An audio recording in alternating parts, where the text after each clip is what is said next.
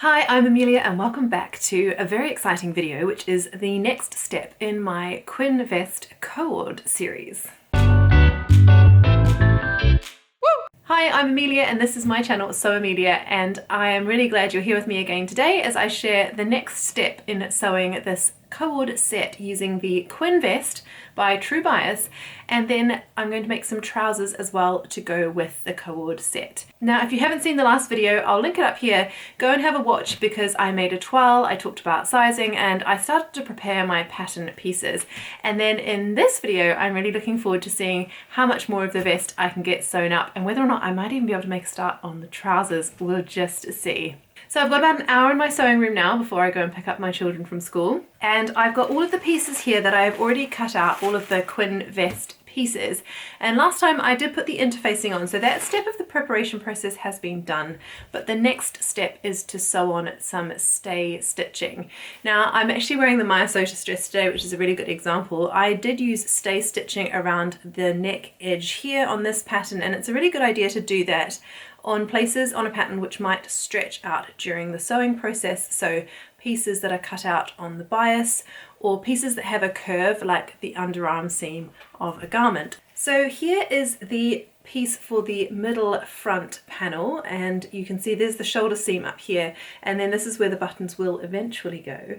And I'm going to do some stay stitching here on this sort of diagonal neck seam, just so that when I'm sewing on the bias binding later on it doesn't stretch out of shape. And I'm also going to put some stay stitching here on what will be the start of the armhole, up the top of the armhole. And then I'm going to do the same on the other pieces, so the side front panel which has the rest of the armhole, and then the back pieces as well, the neckline here at the back and the underarm seams on the side panels on the back pieces as well. So that's the next step, is to get started on the stay stitching.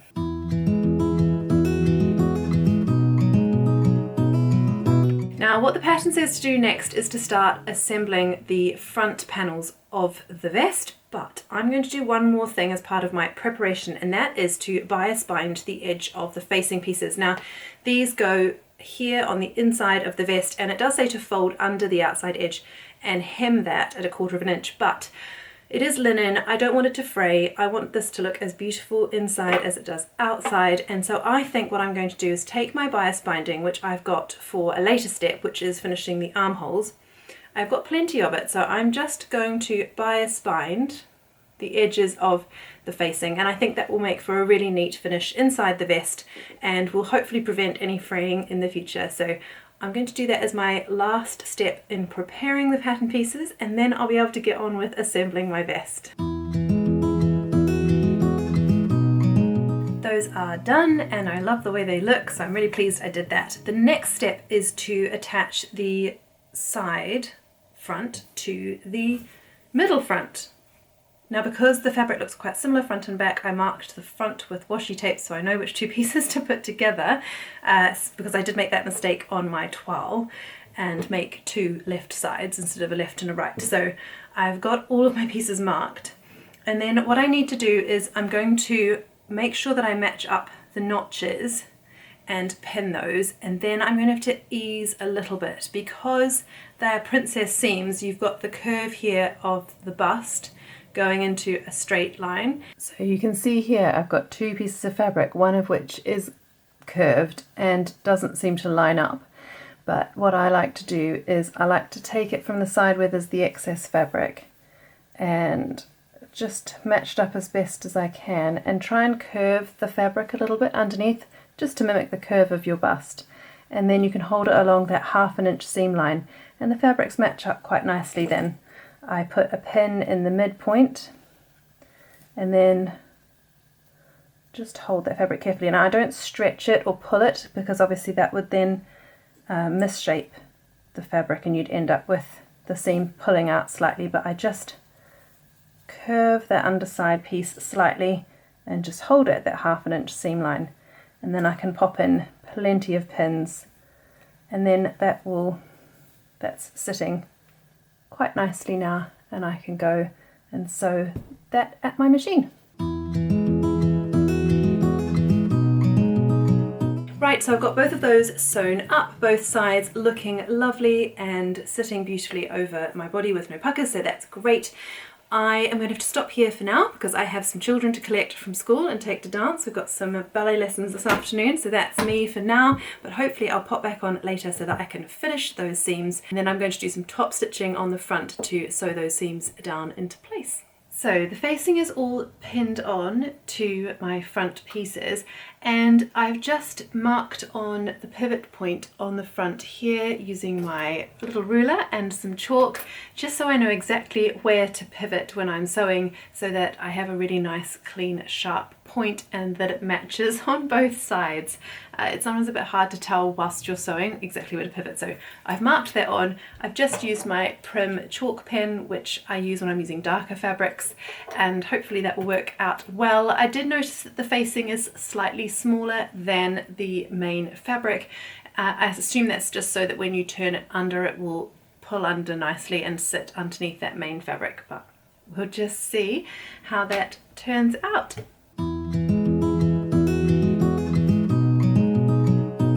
So the facings are sewn on. I'm going to use my favourite duck-billed scissors, I think that's what they're called. They have this curve under here to hold one of the fabrics out of the way whilst you cut the other fabric, and I use those when I want to grade a seam. So I've got my fabric here, the facing fabric with the interfacing on it, so that's slightly thicker, so I'll cut that away and leave a little bit of the main fabric remaining, and just so that I can have that seam not be too bulky when I turn it under. Then I'm going to press all of the seams towards the facing like this, and then I'm going to do what's called understitching. So that just holds the seam allowance to the facing, and it means when you iron it down, the facing will stay on the inside. At least that's the theory. So that's the next step for me to get the fronts finished, and then I'll be able to move on to the back of my waistcoat. Right, I have two fronts and they're looking gorgeous. I'm very excited about this. I do love a navy. So I'm going to move on to the back now. Now for the back, as I said, I'm going to start with these two middle back pieces, which I'm going to pin and sew down this long middle edge. So that's the middle of my back. Then I'm going to sew the ties onto the back before I sew the side panels on for the completed back panel. Now I've got these ties here that I have cut out. That's the left tie, and then the longer one is the right tie.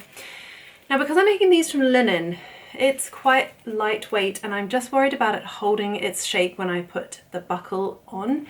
Now it doesn't say to interface it, but I think what I'm going to do is I'm going to use a very lightweight interfacing. So when I did the interfacing for the facing on the front, I used a medium weight interfacing because this is a medium weight linen. But it doesn't say in the instructions to interface the ties, but I think I will, but I will use my lightest weight interfacing. So it's the one I often use on cotton lawn. So it's just giving it that bit more hold, so it will hold its shape when I put it through the buckle on the back of the waistcoat. So we'll start by, I'm going to interface these pieces now, just while I think about it, and then I will sew up the centre back and start attaching the ties to that panel.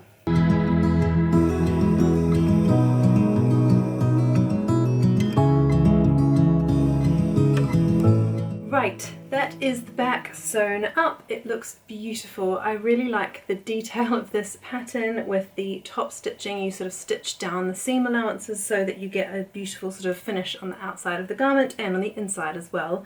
I have put on the tabs. Those are there waiting for the buckle to go on, which I did get this week in the mail, so that's already, but I think that's one of the very last steps once you've assembled the rest of the waistcoat. Now the next step in the pattern instructions is all of the bias binding around the back neckline and around the armholes.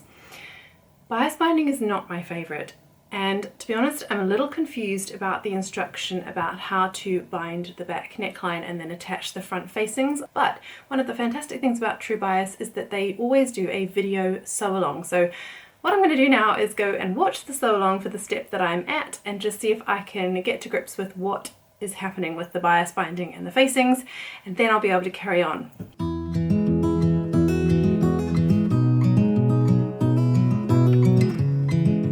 Hello, I'm back, and I read my instructions last night again and I watched the True Bias sew along video, which is brilliant. would definitely suggest watching that before sewing. And so I have now put in the shoulder seams. It was actually much more straightforward than I thought. I think I was just tired. The shoulder seams have gone in. It's beautifully finished on the inside. I love it. And I have also put the side seams in. I've just basted those so that I can check the fit, which is great. I am so pleased with it. I'm really glad I graded down across the bust because I don't have any sort of gaping here. Sometimes I find the seams I can pinch out, which I can't. They sit really nice and flat against my chest, but with enough room I don't feel like I'm constricted or that it's really too tight against my chest. So really glad with that. And then there's a nice amount of room over my bottom and my waist, and I've got that tie at the back that I can cinch in. I'm really glad I did interface that because it's got a nice amount of body to it without being too heavy and immovable. It does still move and flex with that lightweight interfacing, but definitely more sturdy than if I just had the fabric itself. So definitely glad I did that. So the next step is to sew in these side seams properly and to finish those off on my overlocker. And I think because I've top stitched these front seams down and it's linen and I want it to last a long time and not fray or anything in the wash, I'm going to top stitch down these side seams as well, just for an elegant and neat finish over the whole of the waistcoat. But I am so pleased with that. It is Bank Holiday Monday. It is typical UK Bank Holiday Monday weather, which is overcast and rainy. So my children are having a little bit of a movie time and I have escaped up to the sewing room. And my next step is to put in the binding across the armholes, and then if I've still got some time up my sleeve, I will start doing the hem of the waistcoat. And then I'm almost finished. So binding, my least favourite part of sewing. We all have something that we like the least. Let me know in the comments below, what is your least favourite thing? I know lots of people hate gathering. I love gathering. But what I don't love is bias binding, and I know quite a few people really like that. So there we go. I often find that when I turn it under, it doesn't sit flat, or it pulls at the fabric, or things don't sit in a really nice, neat way. And I just love my sewing to be neat as I can get it, and that just really annoys me. So if you've got tips for bias binding, leave them below. I've watched so many videos and so many tutorials. It's just not the one. I don't love it. But I think unless I was to fully line this waistcoat, it is the best way to finish off these armholes. So I'm going to take a deep breath. I've got a really nice hot cup of coffee, which I'm going to drink. And I'm going to put on my new favourite show, which is Etoile, and put on the bias binding. I'll let you know how it goes.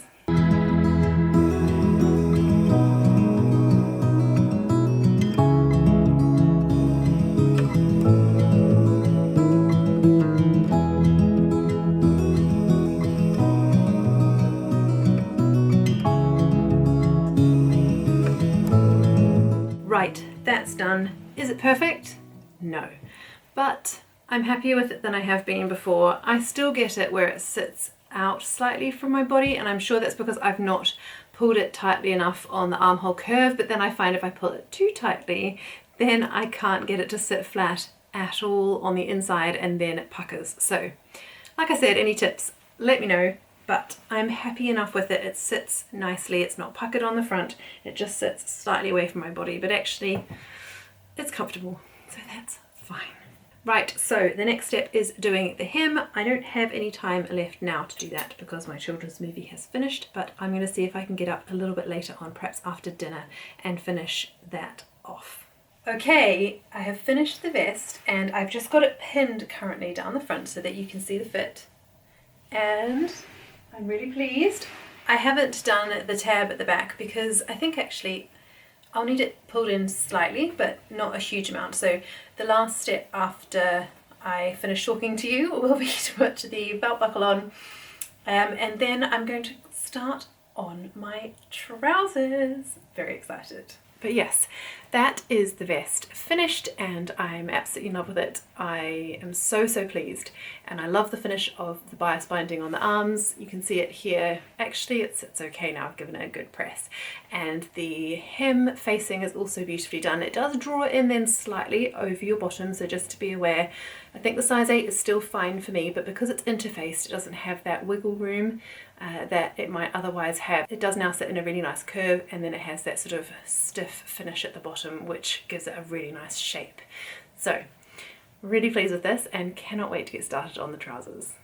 Hello, it's another day and I'm up in my sewing room. I have been fighting with my machine over buttonholes.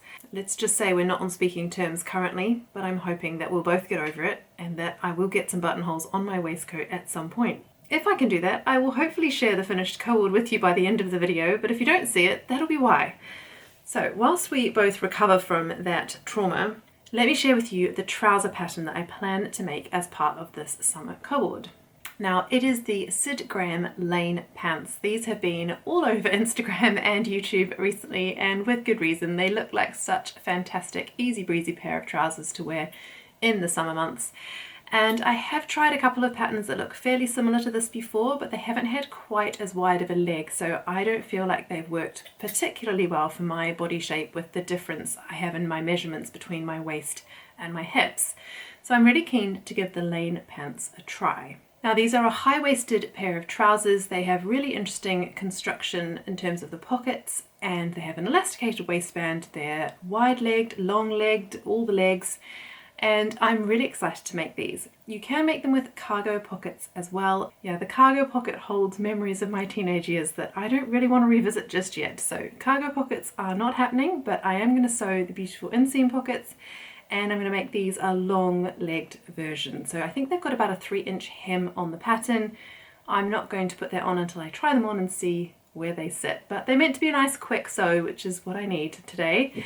Now, in terms of sizing for the Lane pants, I am going to make the size that corresponds to my measurements. I think quite a few people have talked about sizing down, but for my hips, I want to make sure I have the right amount of ease over my hips. So that's the measurement I'm really looking at. So currently, I think I've said my hips are about 39.5 inches and my waist is 29 inches. So that puts me in a size 8, which roughly it has a waist of 30 inches and hips of 40 inches. Now, the size 8 finished measurements are a waist of 43 inches and hips of 44.6 inches. Now, I'm not so worried about the waist because I can draw that in with elastic. I just really want to make sure I've got enough ease and movement over the hips, both when I'm standing up and when I'm sitting down and moving around and cycling and all the rest of it. This pattern also comes with a drawstring. Now, I think I'm not going to put the drawstring on my waistband this time, partly because of the waistcoat. I think it's quite a sleek and smart looking waistcoat, and I don't want the line of the waistcoat and trousers to be interrupted by a drawstring at the front. So for now, I'm not going to put the drawstring on my trousers. I'm just going to leave them plain around the waistband, hoping they won't end up looking like pajama trousers, but I think with the waistcoat they should look quite smart. Here's hoping. So I've cut those out just now. We're going to go for our nice walk around the park in the sunshine, and I'll get back into the sewing room hopefully a little bit later on to sew up those trousers.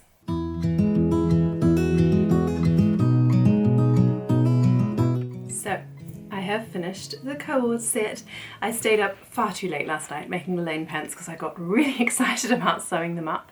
I like the fit of them, but I think I agree with Tamlyn, who is sewn on the Tyne, in that she found there was a bit of excess fabric across her back and over her bottom, and I think I found the same thing. So I'm going to try Tamlyn's tip for the next pair of Lane pants that I make, and that is to take a wedge out of the centre back seam of the trousers to just take out some of that excess fabric. But for a full tutorial on how she did that, go across to Tamlyn's channel and watch her most recent video in which she shares her summer co-ord, because she talks you through how to take that wedge out, which is brilliant. So go and check that out. But yes, I'm very pleased with this. I'm not sure if I'll wear it as a co-ord all the time, but I love the trousers. They fit so comfortably. It's like wearing pajamas, I promise. They are so comfortable, and I can't wait to wear these. I think I'll wear them loads in the summer with some t-shirts and crop tops and things. And I will wear the vest, I think, with a t-shirt underneath over some other trousers or with skirts. So I think I'll get wear out of the pair of them as separates as well as a co-ord set, which I'm thrilled about. So I hope you like it. Let me know below. Would you make this as a co-ord, or do you like these pieces separately? Have you made the Lane pants? What do you think of the vest? Would you give it a go? I am thrilled with the outcome. Thanks for watching. Subscribe, like, do all the things, and I look forward to seeing you in next week's video. Goodbye.